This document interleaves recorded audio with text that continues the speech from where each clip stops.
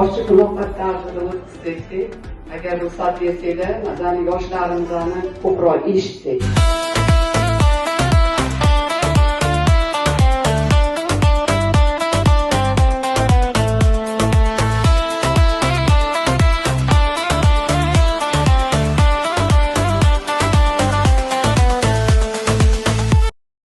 Ota-onani duosini olsangiz, undan ham kattasiga erishishlik nasib qilsin sizga.